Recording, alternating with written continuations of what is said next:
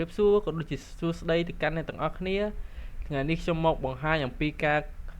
install និងការ connect ទៅលើ SSH ហើយ SSH មានន័យថាយើងយក device មួយទៀតremote ទៅកាន់ Ubuntu server របស់យើងហើយហ្នឹងហើយមុននឹងឈានចូលដល់ process របស់យើងយើងត្រូវមើល setting របស់យើងហើយមើលកន្លែង adapter របស់យើងកន្លែង Wi-Fi នេះបើ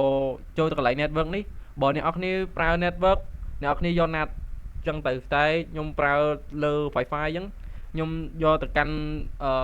adapter នេះហើយយើងយក connect មកខ្ញុំ connect ទៅកាន់ Wi-Fi របស់យើងនេះយើងអាចឆែកបាន ncpa.cpl .cpl នេះដោយសារតែខ្ញុំ connect លើ Wi-Fi នេះចឹងខ្ញុំដាក់ហ្នឹងទៅវាទៅហើយចឹងបន្ទាប់មកយើងចុច OK មកហើយយើងចុច start ចឹងមកហើយវានឹងធ្វើការបើកទៅលើOracle VisualBox របស់យើងទៅកាន់ Ubuntu server នេះឯងចឹងវាកំពុងតែ process នេះវាបើកមកទៅលើ VisualBox របស់យើងវានឹង load screen ចឹងមកហ្នឹងហើយមុននឹងចូលដល់នេះយើងវា Ubuntu server របស់យើងវាឲ្យ login ចឹងខ្ញុំដាក់ Ubuntu server របស់ខ្ញុំមកខ្ញុំឈ្មោះរិទ្ធិស័ក.u_u Ubuntu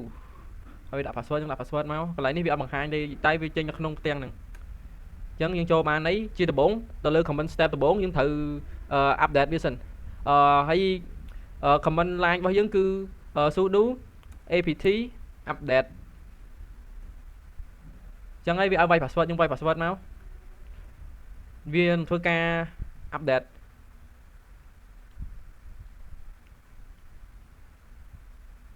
ហ្នឹងហើយបន្ទាប់ពី update រួចរាល់មកយើងនឹងធ្វើការទៅ upgrade វាម្ដងគឺsudo វាកំពុងតែ process sudo apt upgrade អញ្ចឹងយើងធ្វើការ upgrade វាមកវាសួរយើងថាយើងចង់ឲ្យយើងបន្តចង់ឲ្យ update អត់យើងចុចវាយមកគឺ yes វានឹងធ្វើការ update អញ្ចឹងហើយយើងធ្វើការរងចាំវាបន្តិចទៅចាំពេលខ្ញុំ update ពេញខ្ញុំនឹងបន្តទៀតឥឡូវខ្ញុំសុំចុច scope សិនហ្នឹងហើយអ្នកនរគ្នាបន្ទាប់ពីយើងធ្វើការ upgrade ទៅលើYouTube របស់យើងមកបន្ទាប់មកវាចេញ interface បែបនេះយើងចុច enter មកហើយយើងចុច type ចុះក្រោមមកចុច OK មក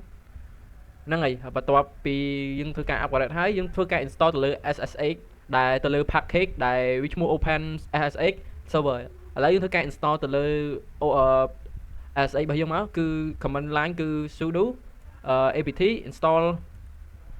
open SSH សញ្ញានេះមកគឺ /server ហើយយើងចុច enter មកហើយវានឹងធ្វើការទៅ install ហើយបន្ទាប់ពីយើង install ហើយយើងធ្វើការ enable ទៅលើ SSH យើងដើម្បីឲ្យវាដំណើរការអញ្ចឹងយើងធ្វើការវាយ command line មកគឺ sudo system ctl វាថា system control ហើយយើង enable ទៅលើ SSH យើងមក /now ហើយចុច enter មកហ្នឹងហើយខ្ញុំធ្វើការវាយ command មកខ្ញុំសរសេរខុសមុនហ្នឹងដោយសារខ្ញុំភ្លេច SSH យើងវាយ command line មកដើម្បីឲ្យ enable វាដំណើរការគឺ sudo system ctl system control enable /now ហើយ SSH វានឹងធ្វើការenable ហើយយើងធ្វើការឆែកទៅលើ status របស់វាមួយគឺ command line sudo system ctl control system control status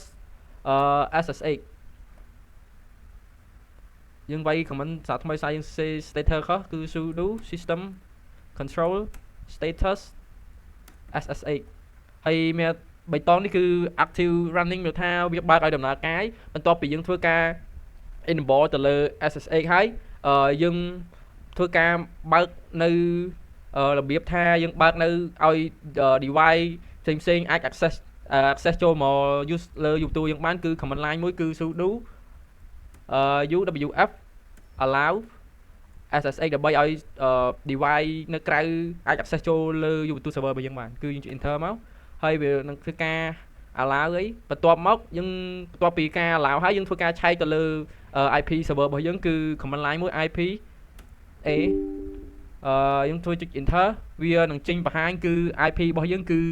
172.20.10.2 បន្ទាប់មកយើងធ្វើការយក device ខាងក្រៅរបស់យើងដកទៅកាន់ Ubuntu server ថាវាស្គាល់អត់យើងធ្វើការបើកខាងក្រៅមកយើងវាយ PowerShell បន្ទាប់មកយើង pin ដើម្បីទៅកាន់ Ubuntu ហ្នឹងថាវាស្គាល់អត់អញ្ចឹងមិញគឺpin 172ចាំផ្លែខ្ញុំមើលសិន 172 20.20.10.2 ចឹងហើយយើងធ្វើការ enter pinning width នេះមានថាយើងវាស្គាល់ហើយអញ្ចឹងស្គាល់ហើយអញ្ចឹងយើងធ្វើការ connect ទៅកាន់Ubuntu server របស់យើងគឺមាន command line មួយគឺ SSH username របស់យើងមកគឺរតិស័កUbuntu ហើយយើងប្រើសញ្ញា add មួយហើយទៅកាន់ IP របស់យើងមកគឺ 172.20.10.2 វានឹងឲ្យយើងវាយ password របស់យើងមកនេះយើងអាចរបៀបថាវាចូលទៅកាន់ remote របស់ SD របស់យើងបានជោគជ័យយើងធ្វើការឆែកទៅលើនេះយើងមកគឺយើងសួរវាមួយមក who am I